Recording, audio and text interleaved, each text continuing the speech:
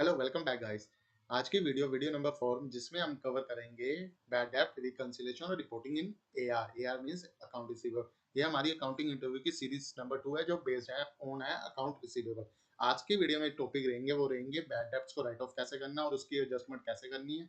उसके बाद reconciliation of customer account और रिपोर्टिंग टूल जो एआर में यूज होते हैं। सबसे पहले एजिंग रिपोर्ट, फिर उसके बाद AR turnover, third one AR summary. इसके बारे में डिटेल में समझेंगे और सीखेंगे कि ड्यूरिंग एन इंटरव्यू आपने इसका आंसर कैसे देना है। ये वीडियो काफी हेल्पफुल रह सकती है जो अपनी इंटरव्यू की तैयारी कर रहे हैं। डज नॉट मैटर कि वो एआर की करें या एज ए अकाउंटेंट की करें, ये वीडियो उन सभी के लिए इंपॉर्टेंट है। चलिए स्टार्ट करते हैं। हम अपने पहले इंटरव्यू के क्वेश्चन और उसके आंसर के बारे में सीखते हैं। ड्यूरिंग एन इंटरव्यू आपसे ये क्वेश्चन हमेशा पूछा जाएगा कि व्हाट इज एआर रिकंसिलिएशन, कि एआर रिकंसिलिएशन क्या होता है। सबसे पहले इसका मतलब समझते हैं की डेफिनेशन की, इसको आपने आंसर कैसे देना है। AR reconciliation means checking if the customer balance in your record AR sub ledger match the balance in the main account. Main account means general ledger, मतलब कि आपके वेंडर का बैलेंसेस आपके बुक से मैच होना चाहिए। इस कोड एआर रिकंसिलिएशन। अब ये इंपॉर्टेंट क्यों है, क्यों इतनी इसकी हाइप है। सबसे पहले to find mistake like missing invoicing or wrong payment, to match your internal record with actual books of accounts, or last keep accounts accurate for reporting and audit। सबसे पहले कि हमें ये फाइंड आउट हो जाता है कि जो हमारी मिस्टेक है, मिसिंग इनवॉइसेस है या रिकंसिलिएशन के टाइम पे कहीं वो एक्चुअल में अकर्स तो नहीं हो रहा है। फॉर एग्जांपल मैं यहाँ पे एक छोटी सी एग्जांपल देता हूँ आपको, ठीक है। मेरा एक वेंडर था, दो वेंडर थे, ठीक है, एबीसी लिमिटेड, XYL लिमिटेड। अब हुआ क्या, मेरे दोनों इनवॉइसेस ड्यू थे, बट हुआ क्या, पेमेंट आई एबीसी लिमिटेड की, बट उसको रिकॉर्ड मैंने कर लिया XYL लिमिटेड में। ठीक है, सेम पेमेंट थी, सेम सेम चीजें थी, सब कुछ। फॉर एग्जांपल मैं मान लेता हूँ कि अमाउंट भी सेम था। अब यहाँ पे रिकंसिलेशन, अब ये क्या इफेक्ट करेगा मेरे को। अब जब मैं रिपोर्टिंग बनाऊंगा, अपनी एसिंग की रिपोर्ट बनाऊंगा, उसमें मेरे को ये वाला इनवॉइसेस ड्यू दिखाएगा और ये वाला इनवॉइसेस की पेमेंट मेरे को क्लियर दिखाएगा। अब मेरी रिपोर्टिंग गड़बड़ी हो जाएगी यहाँ पे, ठीक है। ड्यूरिंग एन ऑडिट जब एक्चुअल में स्टेटमेंट ऑफ अकाउंट्स आएंगे तो उसको ऑडिटर रिकंसाइल करेगा, तो वो तब गलती पकड़ के उसको हाईलाइट करेगा। तो यही गलतियों को सुधारने के लिए एआर रिकंसिलिएशन जरूरी होती है, ठीक है। अब आगे simple step in AR reconciliation, कैसे आप सिंपल स्टेप के थ्रू एआर को रिकंसाइल कर सकते हो, अपने अकाउंट रिसीवेबल के जो स्टेटमेंट है उसको रिकंसाइल कर सकते हो। सबसे पहले आपने take the list of customer balances जो आपको एआर सब लेजर से मिल जाएगी, ठीक है। उसके बाद compare it with the AR balance in the general ledger. AR sub ledger और जनरल लेजर को दोनों को रिकंसाइल करना है। एआर का sub ledger is equal to general का जो आपका लेजर रहेगा वो मैच होना चाहिए। फाइंड इफ एनी डिफरेंसेस, अगर मैच हो जाता कोई इशू नहीं, अगर डिफरेंस है उसको फाइंड करता है। और फिक्स एरर आएगी, जो एरर होंगे ना वो इनसे पर्टेनिंग होंगे, मिसिंग और रॉन्ग इनवॉइस होगा, एक्स्ट्रा और मिक्स पेमेंट होगी और डुप्लीकेट एंट्रीज होगी, ठीक है। अगर इसके अलावा कोई एरर होता है तो वो जेन्युइन या कुछ उसके पीछे रीजन रह सकता है, बट अगर ये एरर होता है, ये कॉमन एरर होते हैं अकाउंटिंग्स में, ठीक है। और सबसे ज्यादा हाईलाइटेड यही एरर्स को माना जाता है। अब आगे बढ़ते हैं, हम एक एग्जांपल समझते हैं। फॉर एग्जांपल आपका एआर का सबलेजर शो कर रहा है बैलेंस 1.5 लाख का, वहीं आपका बुक्स ऑफ अकाउंट के बैलेंस शो कर रहे हैं 1.45 लाख के। तो जो आपको सबसे पहले क्या करना है, 5000 की जो डिस्क्रेपेंसी है ना, जो मिसिंग है, उसको फाइंड आउट करना है और you have to be check और करेक्ट इट।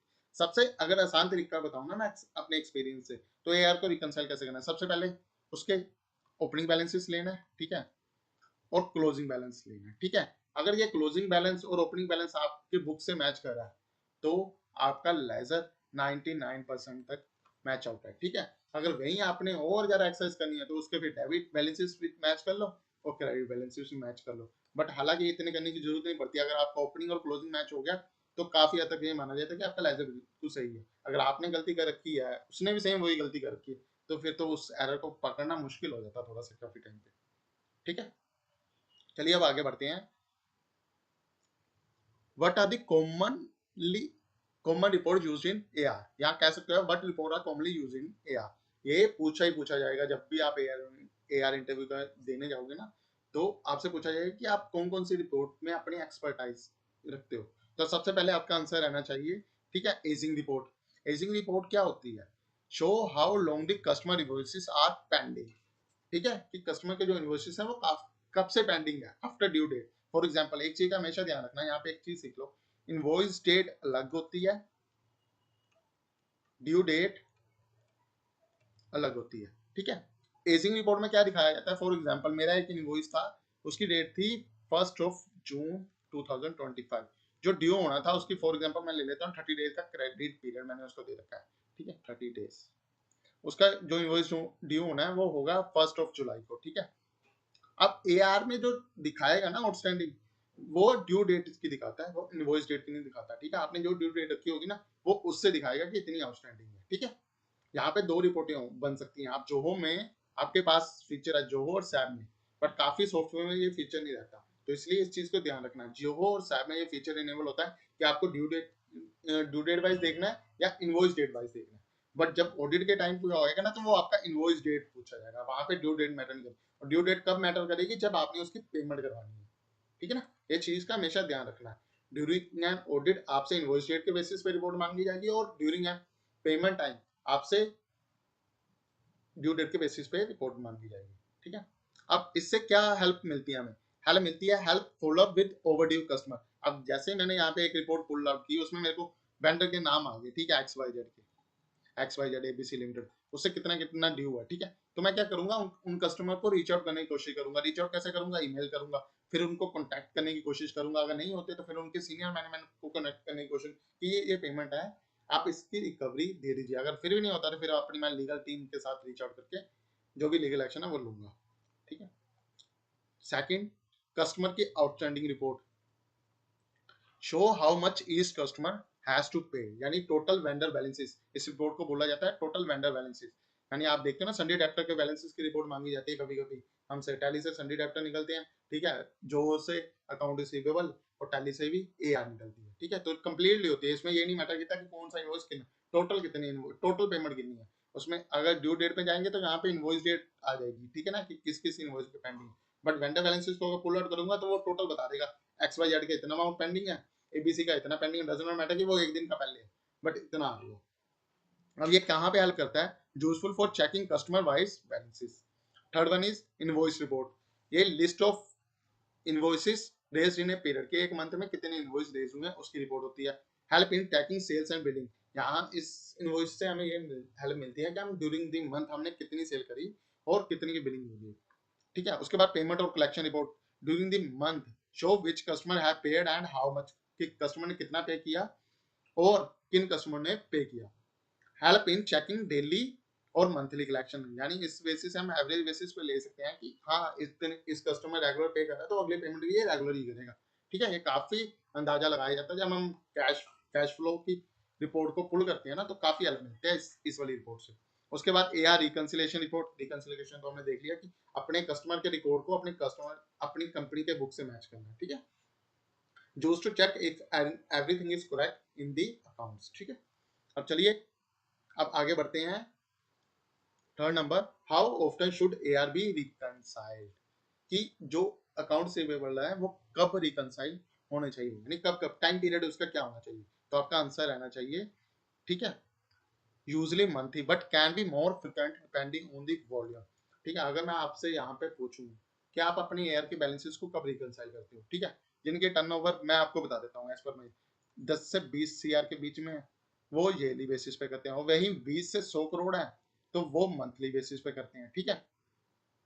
और जिनके 100 करोड़ से 500 करोड़ के बीच में है, वो पेमेंट करते टाइम ही वेंडर के बैलेंसेस मैच करते चलते हैं, वो बिना वेंडर बैलेंसेस मैच करे पेमेंट नहीं करते। हाँ, ईयर के एंड में तो सभी करते हैं, बट मंथली बेसिस पे कंप्लीटली होती है। क्यों मंथली, अब क्यों मंथली क्यों इंपॉर्टेंट है, ठीक है, मंथली टैग करना क्यों इजी है, इसका आंसर समझते हैं।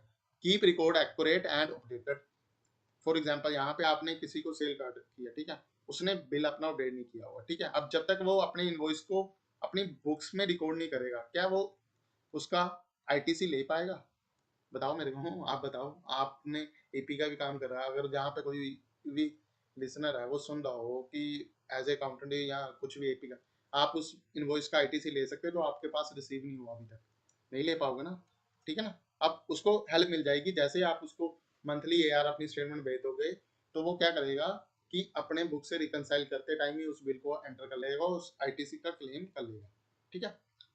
उसके बाद help in early detection of errors, अब वो बुक्स में रिकॉर्ड करेगा तो उसकी पेमेंट भी करवानी, उसकी थोड़ी सी टेंशन बन जाएगी कि ये इनवॉइस आया था, मेरे को इसकी पेमेंट करवानी है। ठीक है ना, जिस बंदे के जिस बिजनेस की पेमेंट टर्म्स अच्छी रहती है ना, वो बिजनेस जल्दी ग्रो करता है। डजंट मैटर कि वो रिकवरी में अच्छा है या पेइंग, उसके जो पेबल अमाउंट है वो अच्छी है। ठीक है, स्पोर्ट्स टाइमली कलेक्शन। ठीक है, उसके बाद require for monthly financial closing. ठीक है, ये हेल्प करती है। ठीक है, उसके बाद fourth number, what is AR turnover ratio. Last video में हमने किया था डेली सेल आउटस्टैंडिंग। ठीक है, अब इसमें आ जाता है नेक्स्ट अपग्रेड मॉडल यूज करते हैं जो एमआईस बनाने के लिए। ठीक है ना, जो एनालिस्ट यूज करते हैं ना, वो होती है एआर टर्नओवर रेशियो। अब ये क्यों इंपॉर्टेंट है? The AR turnover ratio show how quickly a company collect money from its customer.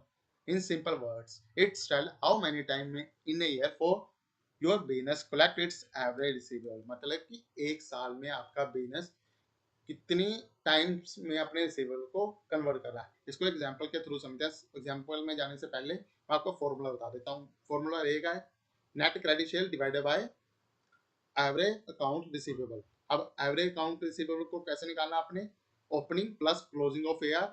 ठीक है, उसके बाद total sale made on credit note cash. इसमें सारी सेल आपने क्रेडिट वाली लेनी है, क्रेडिट टर्म्स वाली लेनी, कैश वाली नहीं लेनी। डजंट मैटर कि उसकी पेमेंट अगले दिन हो या नहीं आ रही, बट जो क्रेडिट पे टर्म यूज हो रहा है जिसमें आप 15 दिन या मोर देन 15 डे ले रहे हैं, उनकी बात हो रही है। ठीक है, अब कैसे निकालना है? एग्जांपल के through net credit sale for example आपकी 10 लाख है, एवरेज एआर जो आपका एआर का बैलेंस है, सन्डी डेटर का बैलेंस है 2 लाख है, तो आपकी टर्नओवर की रेशियो क्या रहेगी? 10 lakh divided by 2000 divided by 5। ठीक है, it means the company collect receivable 5 times in a year. ठीक है, नेट क्रेडिट सेल 10 लाख की करा, आप थोड़ा सा समझते हैं, 10 लाख की उसने। ठीक है, बट उसका जो एवरेज है, average means opening plus closing. Opening 1 lakh था, क्लोजिंग सॉरी ओपनिंग 2 लाख था, क्लोजिंग भी 2 लाख था। ठीक है, डिवाइडेड बाय 2 कर दिया, 4 लाख डिवाइडेड बाय 2, 2 लाख रहेगा। यानी उसकी जो भी उसकी रिकवरी अमाउंट काफी अच्छा है। अब ये हेल्प कहाँ पे करता है?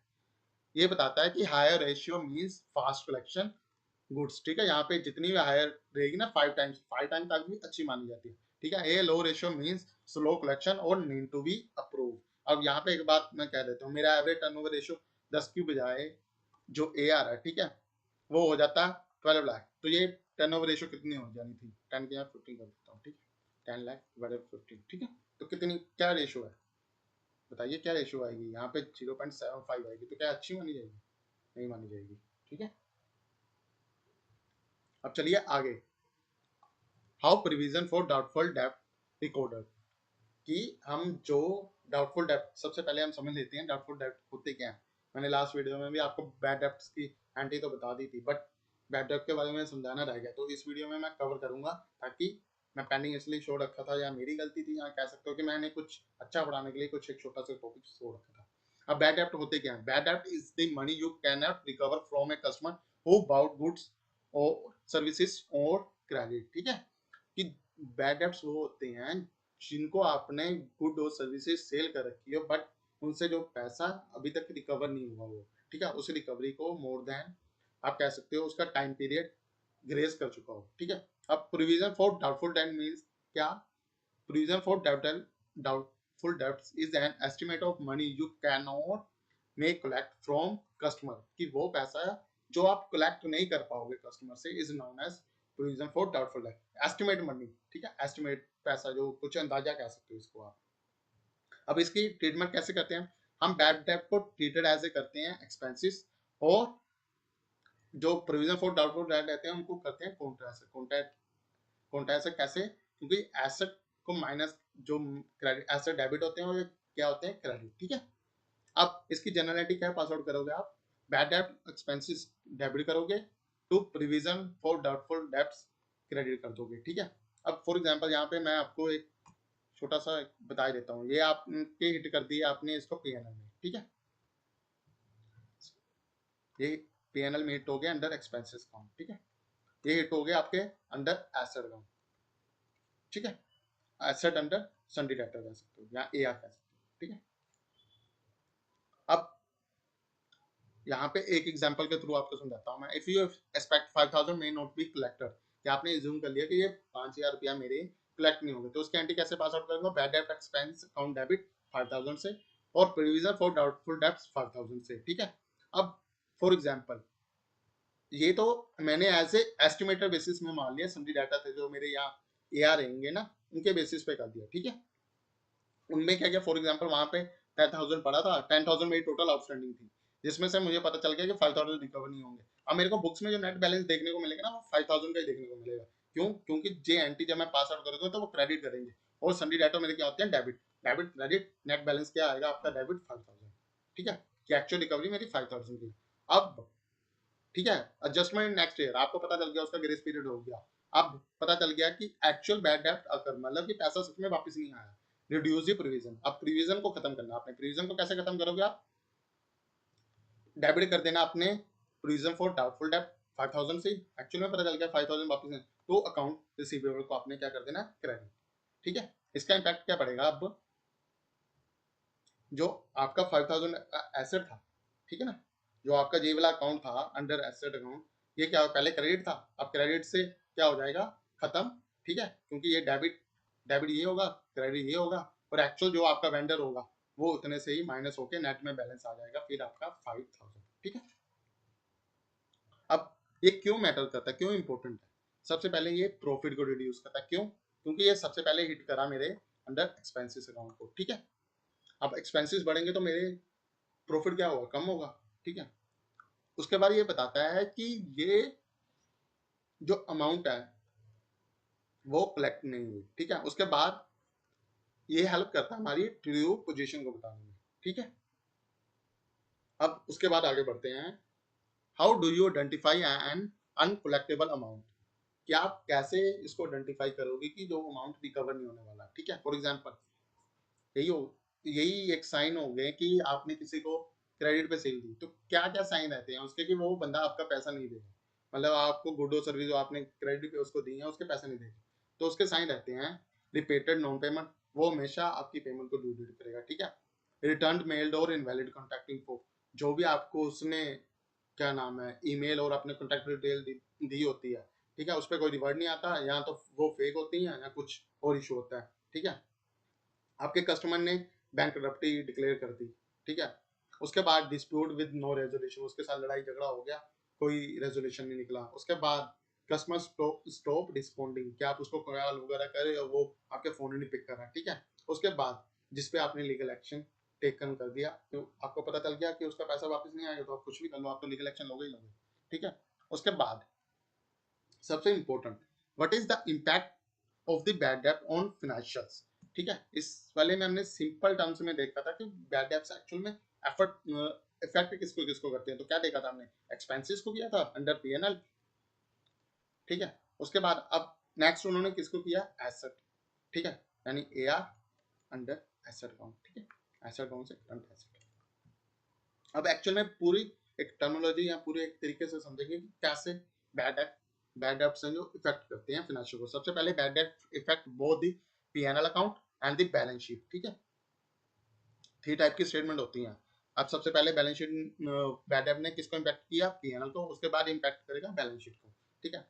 अब इम्पैक्ट करेगा तो क्या, bad debt recorded as a expenses, आप उसको P&L में एज एक्सपेंस ट्रीट करते हो, ठीक है। अब एक्सपेंस ट्रीट होंगे तो आपका प्रॉफिट क्या हो जाएगा, reduce the net profit of the business, ठीक है। For example bad debt account debit, ठीक है, to receivable 5,000 account, result 5,000 is shown as expenses और लोअर प्रॉफिट। अब यहाँ पे सेकंड एंट्री उसने क्या की, AR मींस एसेट, ठीक है, कौन सा एसेट, करंट एसेट। अब एसेट किसमें आते हैं, बैलेंस शीट में, ठीक है। अब जैसे ही आप ये वाली एंट्री पास आउट करोगे, एसेट आपके हमेशा क्या होते हैं, डेबिट साइड होती है ना, ठीक है। अब उसको एसेट को क्रेडिट करोगे तो क्या होगा, आपके एसेट जो भी रिड्यूस हो जाए, क्यों, AR is reduce if using provision for doubtful debt, then provision is adjusted. अगर आप प्रोविजन भी ले रहे हो एक्चुअल में, अगर फॉर एग्जांपल आपने प्रोविजन मान ली, तो उसको प्रोविजन को तो आप रिवर्स करोगे ना, ठीक है। नेक्स्ट ईयर में बिफोर अकाउंट रिसीवेबल 1 लाख के आफ्टर एक आपने एक एंट्री मारी यहाँ पे 5,000 की, तो आपके नेट AR कितने रह जाएंगे, 95,000 के, ठीक है।